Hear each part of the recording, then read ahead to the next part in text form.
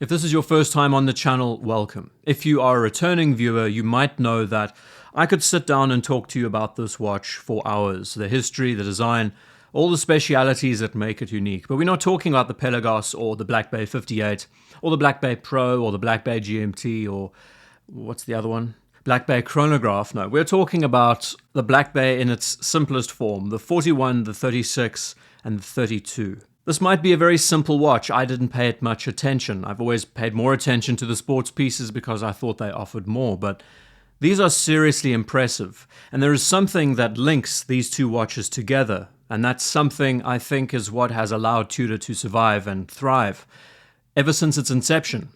I'll let you guess what that might be.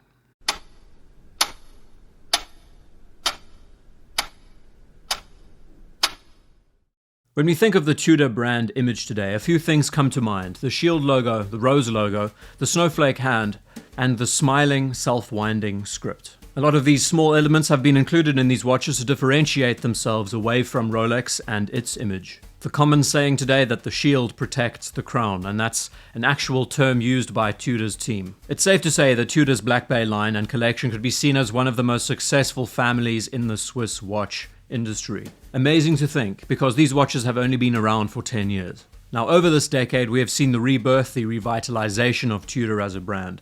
We've also seen a couple of changes with their design aesthetics, with their choice of direction and where their product lines are moving. But the one constant that has remained in this collection since its inception in the 1950s is the ETA movement. Just think about that for a second, the significance of a watch movement. Without it, we wouldn't see this today. The snowflake dial design, military watches, that history doesn't exist. The Tudor image, its brand, would not exist without the ETA caliber. You're probably asking yourself, why are we discussing this? Well, the only watch in Tudor's collection that contains an ETA movement still is the 41, the 36, and the 32. They are soon to be discontinued, no doubt.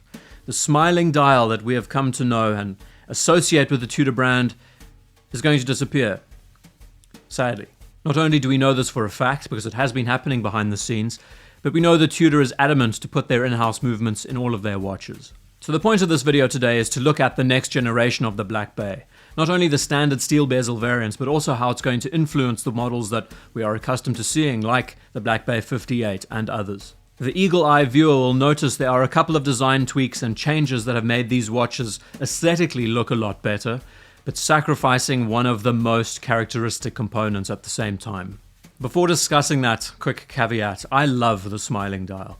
Design-wise, aesthetics-wise, it's got so much character, it injects so much more life into a pretty sterile dial configuration. What it does is it calls back to another time where automatic movements were still kind of a new thing, and it was a way of not only visually signifying the rotation of the rotor in the back of the watch, but it also injects the sense of happiness on the dial face. It's just fantastic. Personally, it's something that I don't think should be messed with. It's unique, it's identifying, and it's something that symbolizes a very different image about the brand. Of course, the smiling dial also indicated an ETA-based caliber, so since we're moving away from that in favor of in-house componentry, we're sticking to the standard chronometer officially certified text instead. I just find it to be a missed opportunity, especially because the Black Bay pulls strongly from the 1950s. And those nuances just make it that little bit more special. Anyway, while all of our attention is focused on the Black Bay Pro, the GMTs, the Ranger, in the background Tudor has slowly refreshed the standard Black Bay line, introducing it on a Jubilee bracelet in two-tone, while changing the print on the dial, the movement, and a few other minor changes that will make a big difference. So let's now compare the design of the older generation to the new generation side by side. On the left you see the first generation, the older generation of this watch from 2019 and before. On the right you see a not yet released model, but almost one-to-one exactly how we're going to see the next generation of the Black Bay. The first glaringly obvious change, the rotor self-winding text has been changed in favor of chronometer officially certified, 2 lines horizontal. The next change is the crown, far more knurling, similar to a Rolex crown. I really like this change. Now to most, this is where the changes stop, but if you look to the handset, completely different, and a great change for the better. If you notice the elongated snowflake hand, the fact that the snowflake is smaller in size, the minute hand is longer and reaches the end of the minute track, and the running seconds no longer a snowflake end, but in fact Very Rolex, even down to the counterbalance. Rounded elements instead of squared off. Now, apart from the 2 lines of text on the dial, I love the changes made to these pieces. The new crown and handset feels even more correct. The added benefit is that these small changes don't take away from the Black Bay aesthetic. It just enhances them, which is always the best way. So since the stainless steel model doesn't exist just yet, I've done a few renders and a few mock-ups of how I would love to see it changed and altered. My favorite being a gilt dial with the Jubilee bracelet. I think this adds such a nice dressy quality to a fairly simple watch, while not affecting the image it's trying to portray. In fact, it looks far more 1950s than ever before. The positives and negatives of an in-house movement. I think most of us with a brain knows why this is being done. ETA movements are very hard to come by today because they are owned privately and used by a certain family. The beauty of the standard caliber means that any watchmaker can service the watch. And by Tudor switching over from an ETA to an in-house movement, it means more likely you'll have to send your watch to Tudor to have it serviced, which means they can increase their service costs, especially if they need to source outside components. It's a very good business model, but this affects the wearer.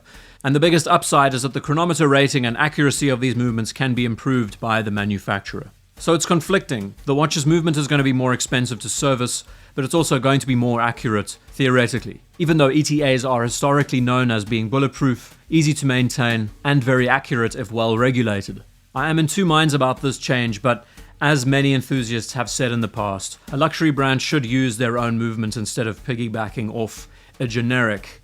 But that being said, ETA and Tudor are a pair. And to see that last part go, the 7928, the 7016, all the way through the Ranger family, down to the Black Bay Heritage Collection when it was introduced in 2012, now only available in the simplest of the Black Bay family. We could now say that Tudor is truly independent. Let's not talk about Knurling and all that stuff. Expect these new Black Bays to arrive very soon with what I would say a more dressier format, where the sports watch is now defined by the chronograph, the dive bezel, the GMT. The standard Black Bay is going to be that elegant statement. One that now lacks that happy-go-lucky smiling line of text, but I think in time, we'll get over it. I expect to see some changes with this new line. Colorways, maybe a new dial aesthetic, maybe we get some Arabic numerals on it. I need to say that I didn't pay this line much attention. Of course, paid more attention to the dive watches and all of those pieces, but these are fantastic for what they are. If you're in the market, I would say try and find yourself an ETA Black Bay variant. I don't know how long they're going to be around, and of course, historically, as we've seen, once the older generation is discontinued, odds are the prices will go up. We can just look at the Heritage Black Bay line and see that those ETA watches are still fetching a good price. I'm sad that we're going to be losing the smiling dial. Yes, we could say it's disjointed, it's irrelevant, it's anachronistic, it doesn't need to be there. But it's something important for Tudor, and I would have loved to have seen officially certified or chronometer with that same kind of motif. It would inject something different and more playful into the watch. And with something so simple, the details matter. So thank you as always for watching this video, and I'll see you in the next one. Will I see you in the next one? I don't know. It's the gamble of life. Cheers for now.